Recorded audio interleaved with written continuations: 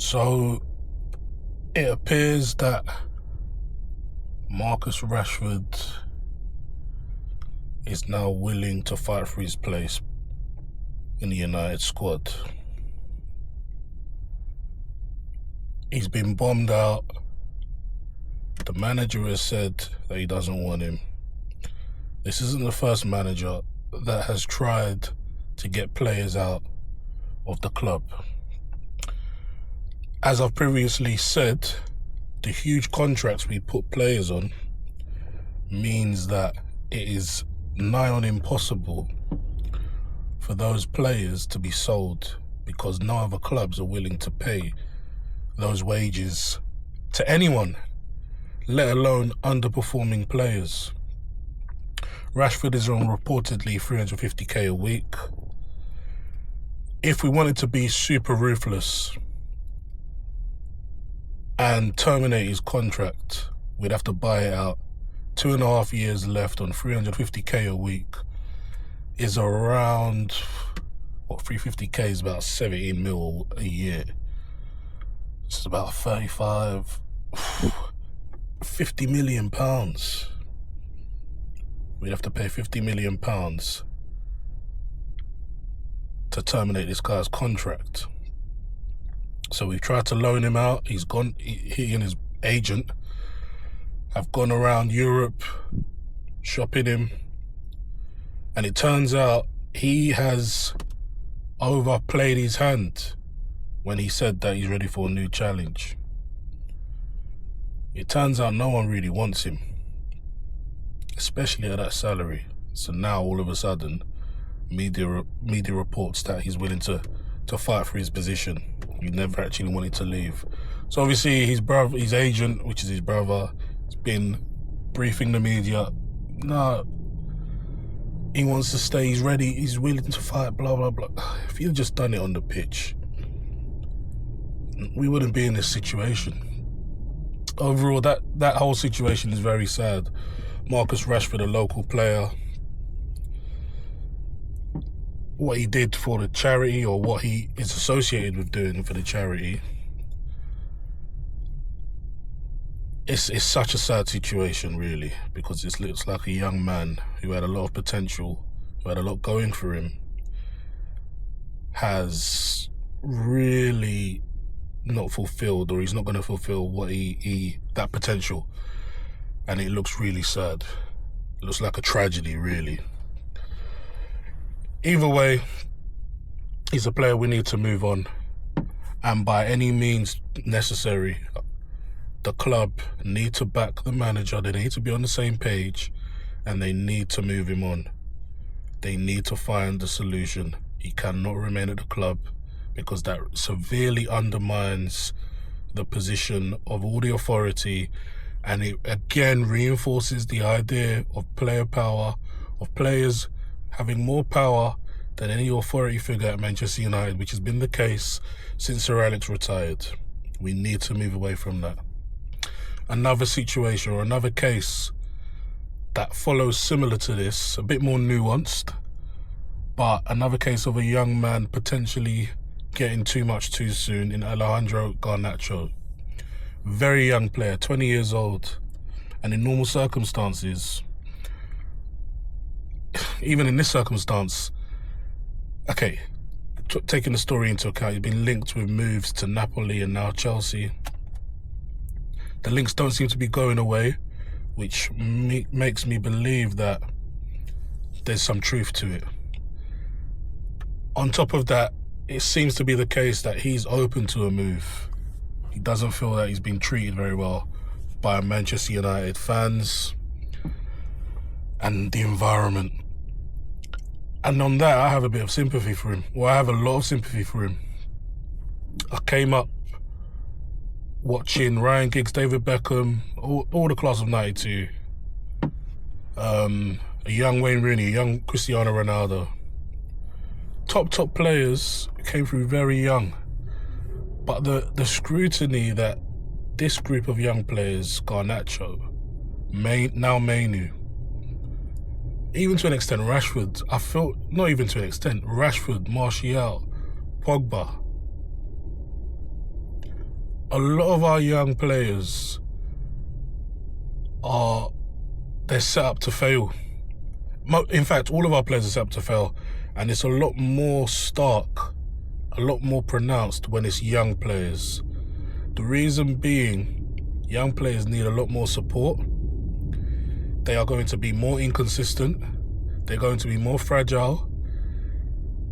There's a lot more duty of care that's needed for a young player, a young man, or even a boy.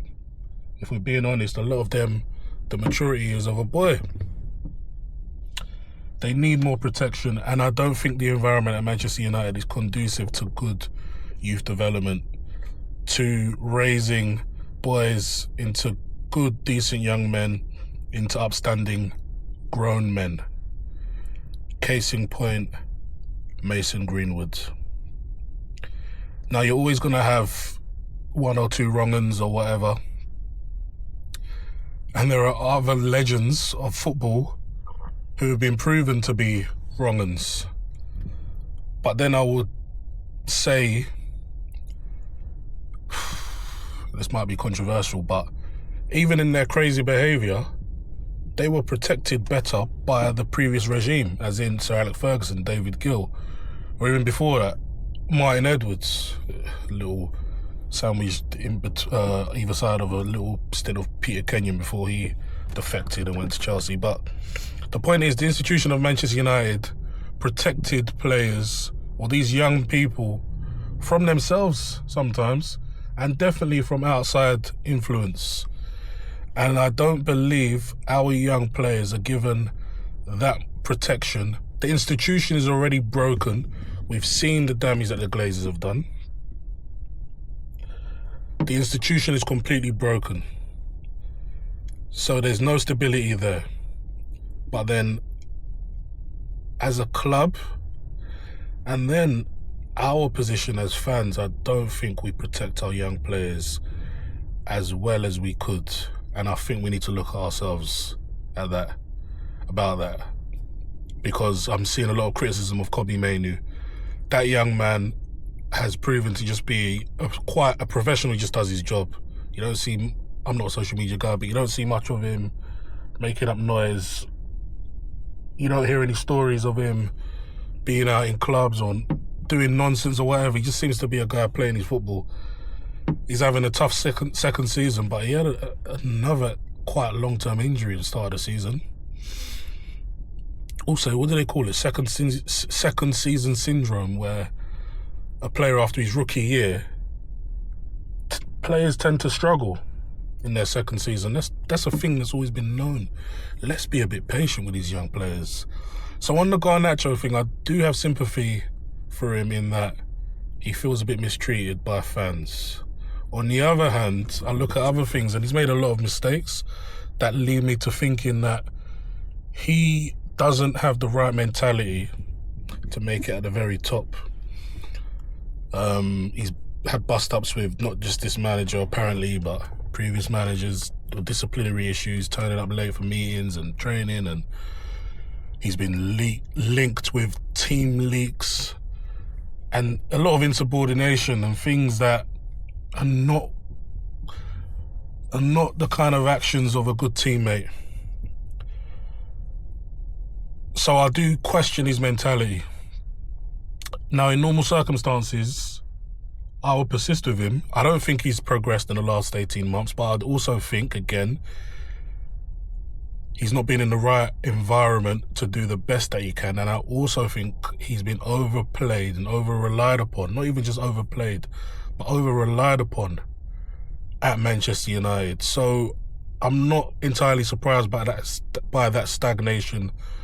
The question is whether he can pick up his development and reach the levels I thought he would be able to reach, which would be maybe one of the best players in Europe, maybe even the world. Top player I thought he had potential to be. But then we find Manchester United as a club, we find ourselves in serious financial fair play issues.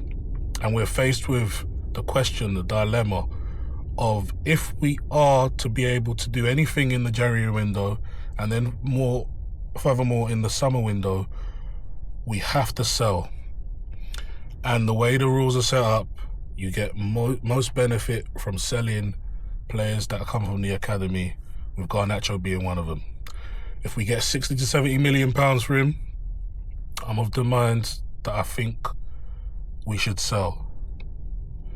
Reinvest that money into, and the way the accounting works, that 70 million could be spread over in amortization terms. It could be used to fund maybe 150 million pounds to 200 million pounds worth of signings.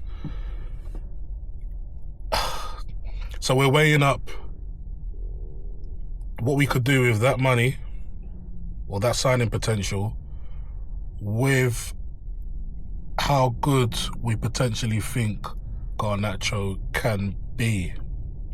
It's a tough one, but like I said, I'm of a mind to thinking we should sell him.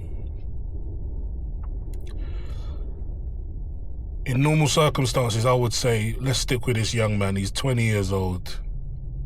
He's got a lot of potential. He's made mistakes, but under this new manager, potentially you can get the best out of him and so on and so forth.